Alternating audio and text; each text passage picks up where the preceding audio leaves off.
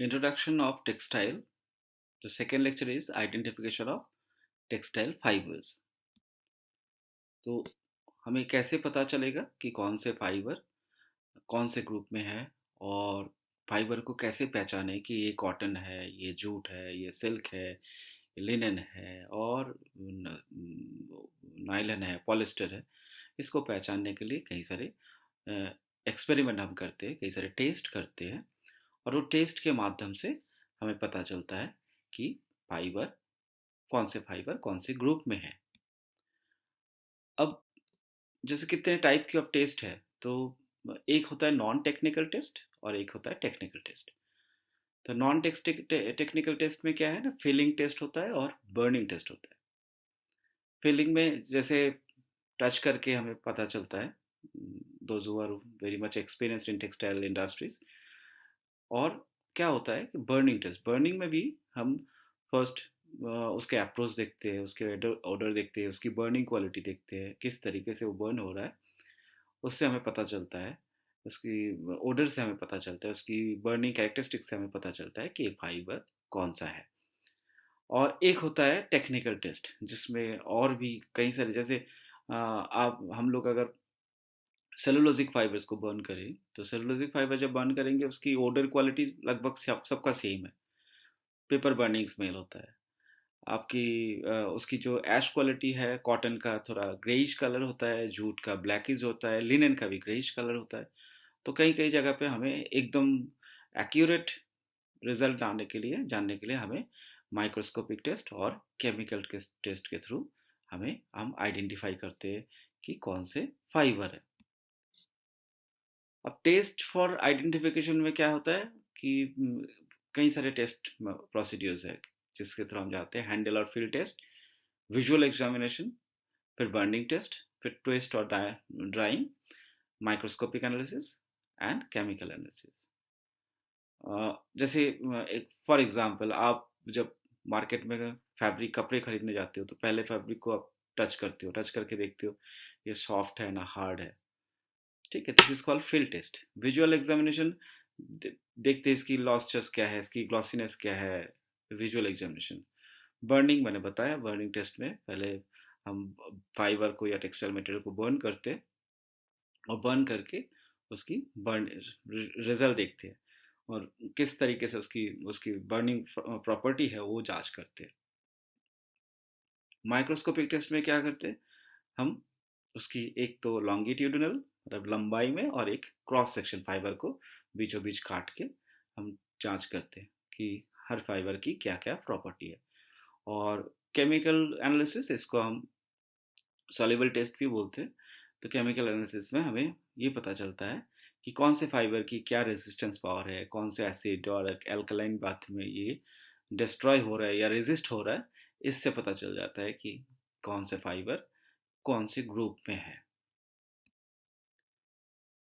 अब requirement for technical text में क्या होता है ना, preparation of for the sample, equipment for condition conducting microscopic analysis, reagents is chemical for uses the auxiliaries for chemical analysis, further apparatus and tools जो जो हमें test के लिए ज़रूरत होगा। और एक और फिर नॉन टेक्निकल टेस्ट में हम लोग बेसिकली बर्निंग टेस्ट के ऊपर ज़्यादा ध्यान देते हैं कि फीलिंग टेस्ट से ज़्यादा बर्निंग टेस्ट ज़्यादा ऑथेंटिक है। तो बर्निंग टेस्ट में क्या है कि कोई भी फाइबर हमने यूज़ किया, हमें पता नहीं कौन सा फाइबर है, कैंडल यूज़ की, बहुत जेंटली फाइबर को पहले फ्लेम के पास लेके जाना होता है। तो उसको हम बोलते हैं अप्रोचिंग द हीट। तो अप्रोचिंग हीट के पास लेके जाने के बाद फाइबर का क्या रिएक्शंस है वो हम स्टडी करते हैं कि पहले फाइबर को पास लेके गया, उसमें वो क्रीम आ गया या थोड़ा सा फ्लेम अट्रैक्ट कर रहा है, तो उसको हम अप्रोचिंग द फ्लेम बोलते हैं। देन धीरे धीरे हम बर्न लेके जाते हैं फाइबर को, आग के पास लेके जाते, आग में जलाते। जलाने के बाद उसकी बर्निंग स्टाइल एकदम से जल रहा है या जलने के बाद बंद हो रहा है और उसका आग धीरे धीरे आ रहा है, या एकदम से आग जल गया और पूरा फाइबर को जला दिया। This is the call is of style of burning. Then आग बंद होने के बाद उसका जो ऐश है, उसका जो राख है, वो राख का स्टाइल क्या है, कि उसमें दानेदार है क्या या पाउडर फॉर्म में है क्या। फिर उसके स्मेल, वो स्मेल कैसा है, कि केमिकल टाइप का स्मेल है, प्लास्टिक बर्निंग का स्मेल है, या पेपर बर्निंग का स्मेल है। तो वो स्मेल स्टडी करते। देन हम लोग उस ऐश क्वालिटी को देख, कलर्स को देखते हैं, इसका ग्रेस कलर है या ब्लैक कलर है। तो this is the actual the process of how to test the fibre through burning. ये टेबल है कि डिफरेंट बर्निंग्स का जो फाइबर का डिफरेंट डिफरेंट रिजल्ट है। जैसे कॉटन का बर्निंग रिजल्ट है, इधर आपका पॉलिस्टर की, पॉलिस्टर में क्या होता है, बर्न करेंगे तो तुरंत पॉलीथीन जैसे जलते हैं ना, ऐसे ऐसे पॉलीथीन जलेंगे, बर्न होता है। और होने के बाद क्या होता है, उसकी प्लास्टिक, उसमें ऐश नहीं होता, वो सॉलिड का कंटेंट हो जाता है। और हाथ में बहुत केयरफुली करना होता है, क्योंकि हाथ में लगे तो हाथ में हीट चिपक के हार्म हो सकता है। इसलिए हमेशा लैब एपरेटस यूज़ करें, और इस टेस्ट के लिए लैब में क्या विथ एक्स्ट्रा प्रिकॉशंस में काम करें। नायलन के साथ भी सेम चीज़ें हैं।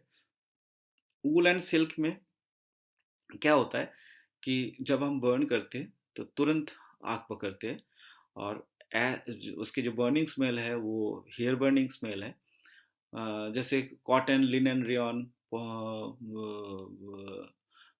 क्या बोलते हैं, जूट, ये सारे जो फाइबर्स है, ये फाइबर्स का जो स्मेल है वो पेपर बर्निंग स्मेल है।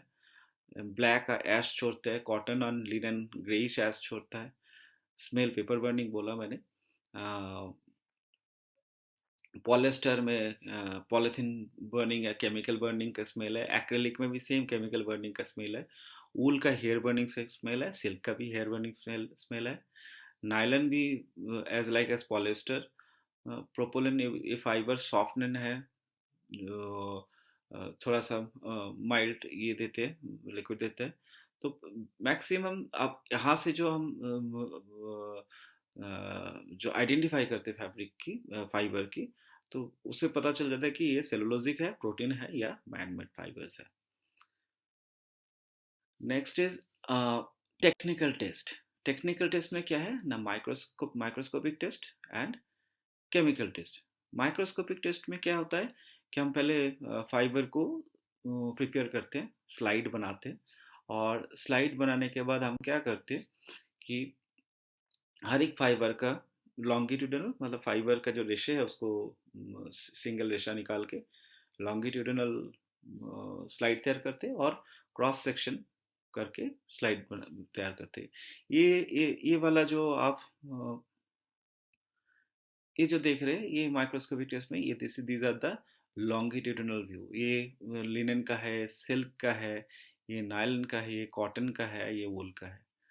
और these are the cross section. यहाँ हर एक फाइबर्स की क्रॉस सेक्शनल व्यूज है। इसमें इस कैरेक्टरिस्टिक्स को देख के हम आइडेंटिफाई करते हैं कि ये कौन से ग्रुप में कौन से फाइबर्स है। जैसे इसमें हमने दो ये किया, डिवाइड किया कि कॉटन लॉन्गिट्यूडिनल उसका अपीयरेंस क्या है, और क्रॉस सेक्शन अपीयरेंस क्या है। तो कॉटन का लॉन्गिट्यूडिनल अपीयरेंस क्या है ना, फ्लैट, इरेगुलर, रिबन टाइप का देखने में होता है। और क्रॉस सेक्शन में क्या है ना, बीन शेप होता है। उसकी उसकी जो होल्स है वो प्रोमिनेंट होता है। लिनन में क्या है ना, smooth and bamboo like cross making nodes, narrow linen, इस टाइप की लिनन की लॉन्गिट्यूडनल में देखते हैं। और क्रॉस सेक्शन में हमें इसका शार्प एजेस दिखाई देते हैं, ओवल शेप दिखते हैं, इसके ल्यूमेंस थोड़ा प्रोमिनेंट होता है। जूट में क्या है ना, सिलेंड्रिकल, लॉन्गिट्यूडनल में सिलेंड्रिकल शेप आता है, और क्रॉस सेक्शन में राउंड टाइप का शो होता है, शेप आता है। हेप में स्मूथ और एंड सिलेंड्रिकल लगभग सेम है, और क्रॉस सेक्शन भी लगभग पार्टली उसका ओवल शेप रहता है।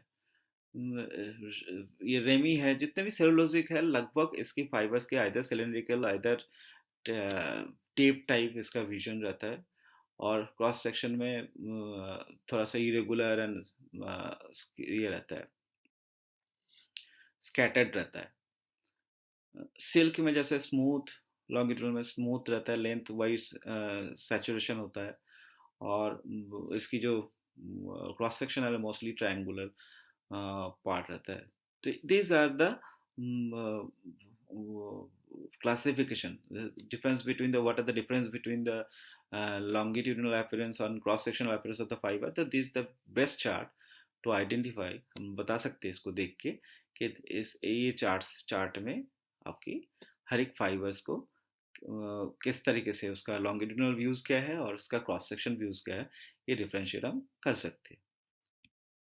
केमिकल टेस्ट या सॉल्युबिलिटी टेस्ट में क्या होता है ना, केमिकल टेस्ट में टेक्निकल में आइडेंटिफाई करते फाइबर्स को, but chemical test are not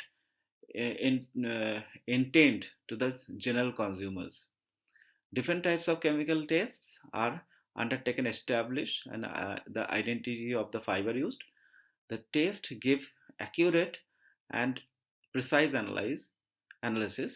The tests are conducted in research laboratories.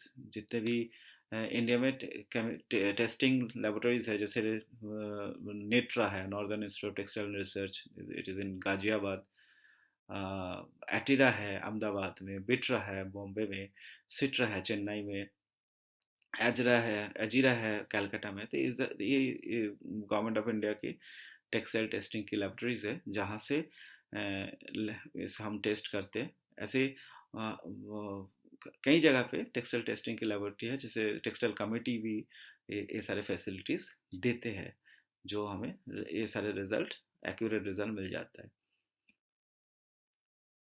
Types of chemical test में एक तो होता है स्टेन टेस्ट और एक होता है आपका सॉल्युबल टेस्ट.